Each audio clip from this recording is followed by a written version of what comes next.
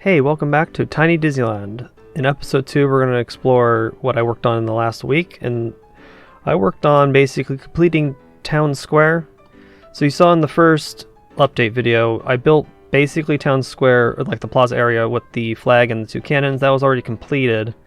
Then I started work immediately on figuring out the trolley line, or the horse-drawn carriage, and then figuring out the buildings that would kind of accompany and just be in the center of the plaza. And this is where the decision making comes down to all the tiny stuff that I'm working on. So I know fully that this main street's not going to be that long, and you already can tell from here that the street ends quite quickly. The hub of Disneyland is exactly in the center of this map, so it is exactly center of a 150 by 150 sized map. So I like that it's centered. It's kind of perfect because it is not actually, that's not true. The hub is not the center of Disneyland. The actual center of Disneyland is actually a little bit toward the castle. And there is a golden coin that represents that. I'm trying to remember where it is. I've heard two different locations. It's either in front of the castle near the compass rose, or it's behind the castle in the little courtyard before the two dark rides, Snow White and Peter Pan, but I'm not 100%. I don't remember 100%, but I know that's like the legit center because the park has grown in size numerous times, so the center changes. But for my project, the hub would make sense to be my center, kind of. It won't be a direct center because it's the center of the map that I rendered, but not the center of Disneyland. Okay, off my tangent. Let's go back to Town Square. So, Town Square got some buildings, and the buildings are City Hall, Firehouse. This is the tour area in the back for like guided tours, so I even included that. I was surprised I was able to fit that in, but it's very tiny. You can tell how like scaled down this is. Also, I want to let you guys know, so when it comes to scaling in Parkitect particularly, I use Stanley, our skeleton man. He's my measuring device that I've used for numerous times now. I have now named him. So this is Stanley. Stanley is roughly the size of a guest in Parkitect. So using him to either measure a door frame like this, so you can just measure a door frame, kind of gives you the idea of how big a object you need to build to scale it to guests. And also the size of a grid space. So if I heighten this up, so a grid space, so he's in the middle of a grid space, roughly is 3 feet by 3 feet, which is about, actually no, it's 3 meters. 3 meters is not 3 feet, I think. Let me double check that. 3 meters to a feet would be about 9 feet. So technically speaking, he is roughly, so roughly the length of this grid space is about 9 feet each direction. So when you think about the length of the, let's say the entrance area for the City Hall, so this is about 18 feet here. That's roughly what I'm basing it off of. It's just all rough calculations. But if you have a good rough tool to follow, or rules to follow, it kind of makes it easier to kind of dictate what you want to add and what to remove. So with that in mind, I already have the roughly of what I want. So the roughly edges I have is, or the measurement is 9 feet is a grid space. So that means when I build a structure, let's say the Emporium, I know roughly that this is about 9 feet, which is actually quite large in real life, because these windows in the Emporium are not that big, actually. I think they're more like 3 or 4 feet long. So there is some trickery that I'm doing, but I'm also trying to keep in mind that realistic footage from the real world being translated into Parkit don't always translate. So the rule of thumb right now is I'm basing it off of Stanley only. Stanley is my measurement because he is in game. He is the measurement of what a guest looks like. And so if I have Stanley, actually I don't even need that window open anymore. I have the pit tool that comes out now.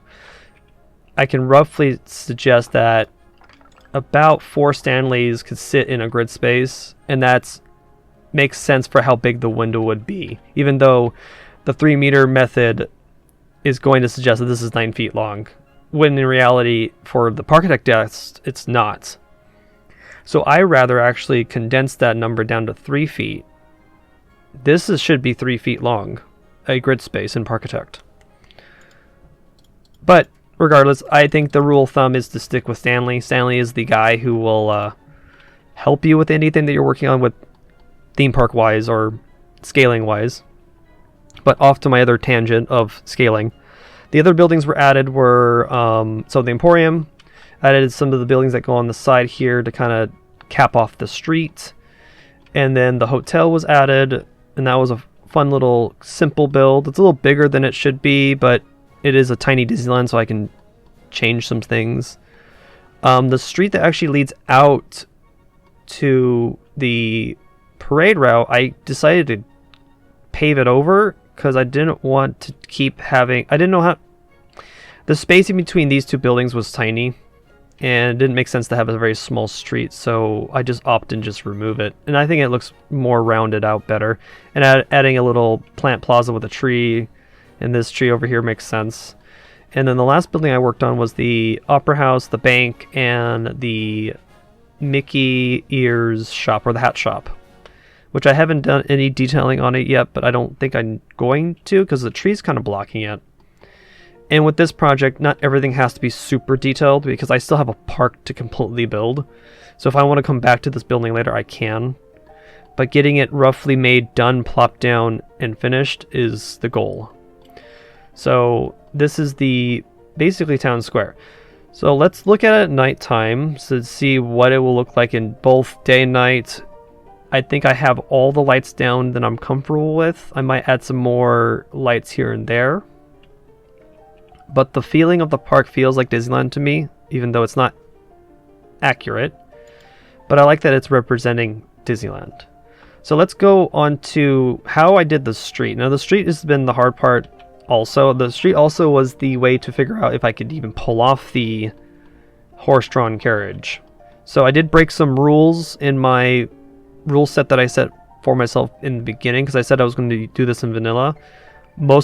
All the buildings here are vanilla. There's just the break is the rail here. So the rail itself is a miniature railway that I put down, and I made it go all the way around the hub, then back down the street. Now there are some breaks. So the switch here is actually window panes that I use Transform Anarchy and Construction Anarchy to make, because the window panes are the exact same width of the rails of the miniature railroad. So I put those down, and I did that off camera, and I did that. And then the street itself is actually made of cubes at, I think, what was the size that I made them at? 0.03 to cover the street. And also when it came to the passing track, the panes of windows also existed as well. This was a kind of a hard project to do. This was hard because with Transform Anarchy, I was able to do the gizmo tool and then warp the windows to kind of make that edging. But from a distance, you can't tell. And I want the aesthetic, and it looks very clean. So that's the one rule I will let slide. I don't want to basically depend on Transform Anarchy or Construction Anarchy, but I wanted the rails in, because if I left the street empty, it would look so plain to me. So the rails were put in, and I think it does bring in the park. It brings it all together, actually, the rail having this here. I'm also debating on right now is adding a horse-drawn carriage here, just sitting on the tracks with a horse, maybe, just to give it that completeness to it. I don't know yet, I haven't decided, but I just wanted to let you know I did use a little bit of Transform Anarchy and Construction Anarchy because I wanted the rails in, and it looks nice. I think it looks really nice. I won't be using Transform Anarchy or Construction Anarchy for the rest of the time because I don't want to base it off of, because I'm going to build the park in vanilla. That's the objective here. So if the park is 99% vanilla and 1% construction anarchy, I can live with that, and I'm okay with it. So moving on to some other things. So you can also see here, I've been blocking out some of the more of the street of Main Street. I've decided on what buildings I will be adding in Main Street, because this Main Street is very short, and it will help me. It will complete Main Street quickly. Actually, I'm probably gonna finish this in the next week or so. Actually, is finish Main Street. Some other places I've been working on is Jungle Cruise. The placement of Indiana Jones was already put in. I'm trying to figure out where the railroad's gonna go. So I'm doing little projects here and there as I venture off to the other parts of the park, because I'm not doing everything one at a time. I have to do multiple things at once because of how the park is laid out. So I'm trying to dictate where things go. So like this drawn out with the terrain paint is where approximately where the river will be. We'll see. I might have to move it or scale it down. These white squares are where the castle and maybe Fantasyland will go, and the dark rides. Matterhorn is roughly put down just to give me an anchor. That Matterhorn might move actually to this corner where this mocked up street I did. And then Tomorrowland is kind of in dictating where it's going to sit. So I have the Star Tour's already done, placed. Astro Orbiter's already done and kind of placed in where I want. This little square that's out is probably where the rocks are going to go with the Tomorrowland logo, and the rocks here, or the French fry rocks as I call them. This building here is going to be Plaza Inn, hopefully, and then this diagonal building here will be the Jolly Holiday. And then that dictates where Tiki Room will go, and then the entrance of Adventureland will sit here. So you can kind of see where each building is going to dictate where I'm going to go next. And that's the objective here. I still have a lot to do, and I'm just realizing how quickly I'm capping up this map, but that's kind of the point. I made it 150 by 150 because that means that, so 150 by 150 is roughly the same size as my Astroland park, but under the size of American Adventure. American Adventure I think is, I want to say 200 by 120, but I can't remember the exact size. I know this is roughly smaller. This is roughly as big as Astroland, I think it, yeah, from the size of the map that I chose. But again, it's a perfect square map, so it's 150 by 150. Now, if you notice that there's a black border on the edge of the map, that is a bezel that I don't want to touch, so I'm trying to prevent myself from touching it. So the park will be squeezed in some places, but again, that's the whole point of calling it Tiny Disneyland. I'm going to remove details and make things smaller than they should to fit things in. And if I have to remove lands or if I have to remove certain rides, I will. Like right now, Toontown is very small. We will see if Toontown exists, because right now Toontown feels like it's going to be on the chopping block. But I want Toontown because I want to build a Gadgets Go coaster and a Roger Rabbit cartoon spin. And Small World will fit kind of back there too. We'll see how small I make these. I don't want to make these too realistic. But the project itself feels pretty solid so far, and you can kind of see where it's kind of going. So I'm going to leave you guys here, and I'm going to venture off to build more parts of the park. But yeah, this is Town Squares completed. It feels solid to me. Let me remove Stanley. Stanley, you'll be used somewhere else. Stanley, let's move you over here actually, my friend. We're going to move you out to the hub. I need to figure out how to build a partner statue.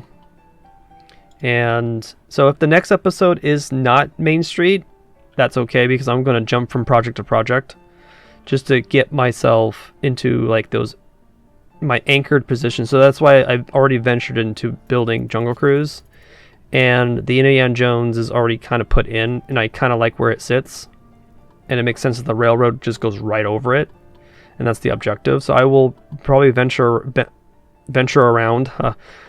Maybe build the entrance of Frontierland and maybe Adventureland next to each other to see how that will look, and then start working on. I did start working on Buzz Lightyear Astro Blaster. I was working on a small version of it. I just need to... How did I want this? This has to be pretty close. Wait, what's the measure here? Hold it. So if that's the edge of that, and this is 1, 2, 3, 1, 2, 3, it's about here? No, it's about here. That should be it, so that means this block needs to go. I hope that's the proper spot for it, actually. Oh, yeah, it is, because that's one block, one block. Oh, yeah, no, this is perfectly measured now. So, yeah, as you can see, I'm just... Because I have to put in the people mover, too. So, this is roughly the size of Tomorrowland. And Buzz Lightyear Astro Blaster I will work on, and then make that a separate blueprint for that to go in the workshop later. So, yeah, that's actually looking solid. Okay, cool. So yeah, that's update 2 for you. So Town Square is finished. We're gonna venture off to the other parts of the park, but anything else I need to tell you about how I built some of these things? I mean, I can show you, I don't know, cubes I used, most of the stuff, cubes for the street, curbs for the curbs of the, you know, borders for curbs of the street. These new lamps that we got in the 1.10 update are pretty solid for my Main Street look. So you get also, this is a little Easter egg as well, not an Easter egg, but a history. The lamps in Town Square are electric, and as you go down Main Street, they turn into gas lamps. I think it's a symbol of the invention of the light, I think. I don't remember the exact historical note I know, but it's electric lights here and then gas lamps going down Main Street. So I'm kind of doing that here too. So you can kind of see where everything's headed. But yeah, I'm going to let you guys go. And no more tangents because I'm just thinking of things. But yeah, I will catch you guys in the episode 3 of Tiny Disneyland. This project's going to go pretty fast, hopefully. And we'll just continue chugging along here. I'll catch you guys in the next episode. Bye.